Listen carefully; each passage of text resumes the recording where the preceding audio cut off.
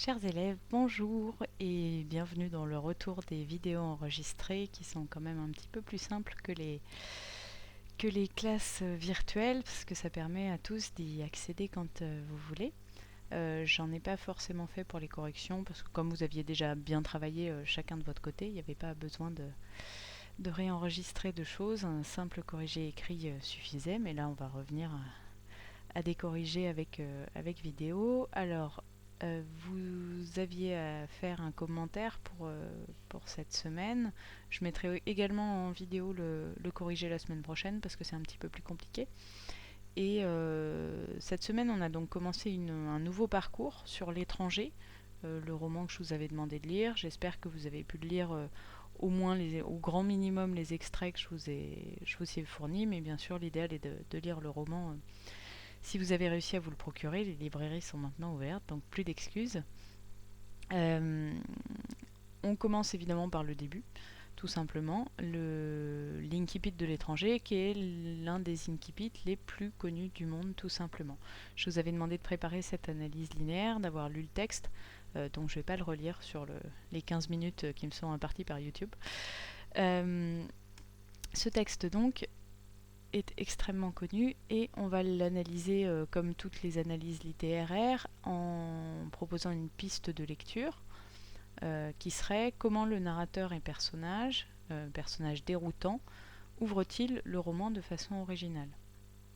Vous avez bien sûr en pièce jointe du cahier de texte la version PDF de tout ce que je vais raconter. Le mouvement du texte, on découpe le texte en plusieurs parties. Donc je vous ai mis des petits points rouges pour signifier les 4 parties. Au début, du début à peut-être hier, c'est l'annonce de sa mort au narrateur par télégramme. Ensuite, le deuxième mouvement, c'est de l'asile de Marengo à la fin du paragraphe plus officiel, l'impact de la mort dans son environnement professionnel. Et enfin, de j'ai couru à pour n'avoir plus à parler, c'est le trajet jusqu'à l'asile.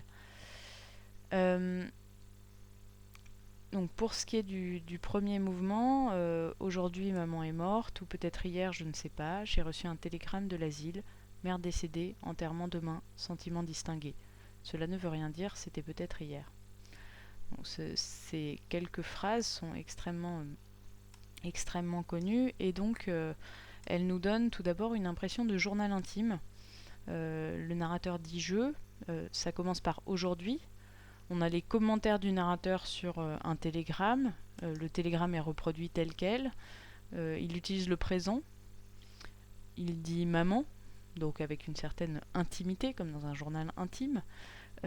Tout cela nous donne l'impression qu'on va avoir vraiment le point de vue du narrateur sur sa vie, mais l'inconvénient, et ce qui fait que ça ne ressemble pas à un roman classique du point de vue du personnage, c'est qu'on n'a pas de description du personnage principal, on n'a même pas de nom, on ne sait pas à quoi il ressemble, s'il est jeune, vieux, etc. On n'a vraiment aucune information sur lui.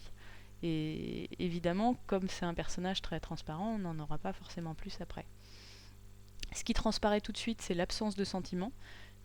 Sa principale préoccupation, c'est celle de la date. À quel moment est-ce que sa mère est morte? Aujourd'hui, hier, peut-être, je ne sais pas. On voit ses hésitations sur la date, mais il n'y a que des hésitations et que des préoccupations sur la date. On a 2 fois hier, une fois aujourd'hui, je ne sais pas, peut-être. Donc des hésitations, un narrateur qui n'est pas sûr de lui et qui utilise un style un peu télégraphique qui va imiter le télégramme reçu. Alors dans un télégramme, le nombre de mots est payant, enfin on paye en fonction du nombre de mots, d'où le fait qu'on n'ait pas de verbe par exemple dans le télégramme, on a juste nom et adjectif ou nom et complément circonstanciel de temps. Mère décédée, enterrement demain. Le style du narrateur imite un peu cela. On a des phrases courtes, voire très courtes, composées d'une seule proposition, avec des mots simples et courts. Le mot le plus long, c'est télégramme, mais qui ne peut pas être remplacé par autre chose.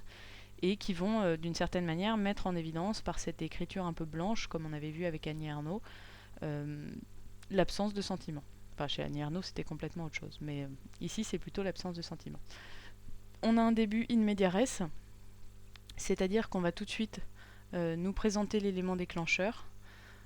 et l'histoire va bien sûr majoritairement tourner autour de ce qui est annoncé. Donc ça c'est assez classique, on annonce tout de suite le sujet, on avait discuté des incipits, on annonce tout de suite le sujet. On a un contraste bien sûr entre la violence de l'événement annoncé, la mort de la mère, et la distance du narrateur. Deuxième mouvement, l'asile de vieillards est à Marengo à 80 km d'Alger jusqu'à après l'enterrement. Au contraire, ce sera une affaire classée et tout aura revêtu une allure plus officielle. Donc c'est la dispute, la légère altercation avec son patron au sujet de l'enterrement. Donc c'est l'impact de la mort dans son environnement professionnel. Le narrateur enchaîne ce début de texte sur des informations pratiques. Il nous donne des lieux, des horaires, des dates. Cela peut faire penser à un début d'histoire normale, où on aurait le cadre spatio-temporel. De fait, on a le lieu, mais on n'a pas le pays. On a juste des villes, Marengo et Alger. On est donc en Algérie. On ne sait pas à quelle époque on est.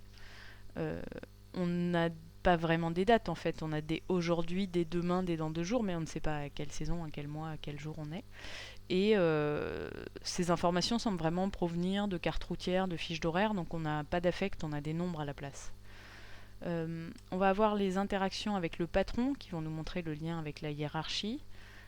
Il va employer à cette occasion un vocabulaire administratif, ce qui nous donne l'impression que le narrateur est un employé de bureau. 2 jours de congé, affaires classées, officielles, allure officielle, etc. Il y a un problème dans les relations avec le patron et il y a aussi le problème de l'attitude du narrateur. Le narrateur ne semble pas réaliser, comme si elle n'était pas morte. Et ça provoque une sorte d'hostilité du patron. Il va y avoir la culpabilisation professionnelle de Meursault. J'ai demandé 2 jours de congé, il ne pouvait pas me les refuser, c'était pas de ma faute. Enfin, il s'en veut d'avoir à demander ça quand même. Il n'y a toujours pas de sentiment par rapport à la mère, mais plutôt par rapport à l'aspect du travail.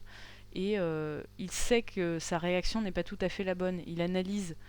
Il sait qu'il est différent et il l'analyse. Je n'avais pas à m'excuser, c'était plutôt à lui de me présenter ses condoléances, donc il sait que c'est pas tout à fait ce qu'il faut faire, ce qu'il est en train de faire.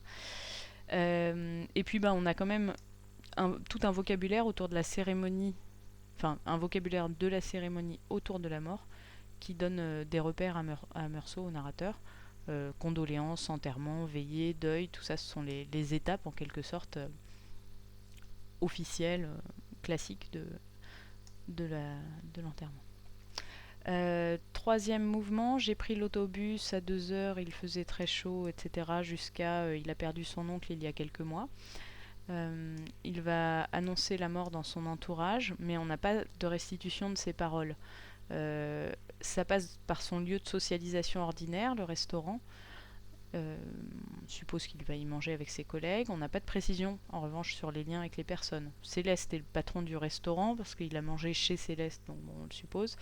C'est un homme, en l'occurrence, mais ce sera dit après. Emmanuel, on ne sait pas si c'est un collègue ou un ami. Il se contente donc, plutôt que de restituer ses paroles, de décrire ses actions à lui dans l'ordre et les réactions de son entourage. Beaucoup de peine pour moi, les propos de circonstance, on n'a qu'une mère qu'il va rapporter, le prêt de la cravate d'Emmanuel, ils m'ont accompagné, qui montre le soutien, mais alors que ses amis lui manifestent de l'affection par ce qu'il rapporte, lui n'en manifeste pas auprès de ses amis. Il est beaucoup plus concentré sur ses sensations que sur ses sentiments. Il a très chaud, il a mangé, il est un peu étourdi, donc il est plutôt dans les sensations que dans l'affect avec ses amis. Il se concentre là-dessus. On va avoir le détail de la couleur noire, du deuil, etc. qui montre qu'il est plus sur ce qu'il observe et ce qu'il ressent. Et c'est encore plus flagrant dans le dernier mouvement, le quatrième, qui va donc de j'ai couru pour ne pas manquer l'autobus jusqu'à la fin du paragraphe. Et là, on va être encore plus centré sur les sensations. On va avoir une rupture temporelle. L'autobus qu'il mentionne était au début du paragraphe, il y revient après la parenthèse. Donc c'est un petit peu désordonné. Il raconte son trajet vers l'asile. Le mot n'est d'ailleurs pas péjoratif, hein, c'est le nom qu'on donne aux maisons de retraite à l'époque. Et ce trajet, c'est l'occasion de multiples sensations qui le bouleversent, qui le dérangent. littéralement. Tout ce qu'il ressent physiquement le dérange. Il y a les chaos, il est tassé contre un militaire, donc là ça le dérange du point de vue tactile. L'odeur d'essence, donc pour l'odorat. La réverbération de la route pour l'ouïe. Le fait que le militaire lui parle, non, la réverbération de la route pour la vue, et le fait que le militaire lui parle pour l'ouïe. Donc tout ça est très désagréable. Et du coup, ça s'ajoute à l'activité physique qui démarre le, le, le passage, le mouvement, avec j'ai couru, la course, etc., qui vont créer ensuite ces sensations dérangeantes plus la course, le sommeil, qui est une sorte d'occasion d'oubli, de façon de s'abandonner, de lâcher prise de la part du narrateur. D'où également son refus du contact social, de la petite discussion ordinaire. On a d'un côté le militaire qui sourit, qui demande si, et Meursault, qui est le narrateur, qui lui ne va pas communiquer du tout, il dit oui pour n'avoir plus à parler, ce qui veut dire qu'il ne veut pas parler. Il nous restitue très peu de paroles qu'il a prononcées dans ce passage, donc on a l'impression qu'on a un personnage qui est très mutique, qui va très peu parler, ou le moins possible.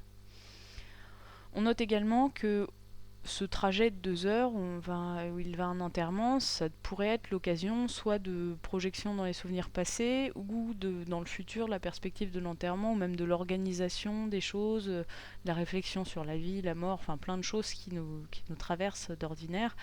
Et on n'a pas du tout ça ici. Le personnage est uniquement dans le présent, donc on est vraiment sur le présent et le sensible, donc ce qu'il ressent physiquement. Ce qui en fait un personnage extrêmement particulier qu'on va découvrir donc, dans cette Incipit. Voilà, ce sera tout pour aujourd'hui. Je vous retrouve la semaine prochaine donc pour la correction du devoir de commentaire sur l'écume des jours. Merci beaucoup pour vos créations, j'en reparlerai la semaine prochaine. Et n'hésitez pas, si vous ne rendez pas votre devoir dans les délais, à me le renvoyer hors délai par mail. Je préfère avoir des petits souvenirs de vous, voire même des choses très courtes. Les notes, je vous rappelle, ne comptent pas. Les notes, elles sont indicatives, elles sont pour vous. Donc je préfère avoir des petits signes de vie, des choses courtes qui me montrent que vous suivez encore le cours plutôt que rien du tout. Et n'hésitez pas, comme vous le faites déjà, à m'écrire par Pronote.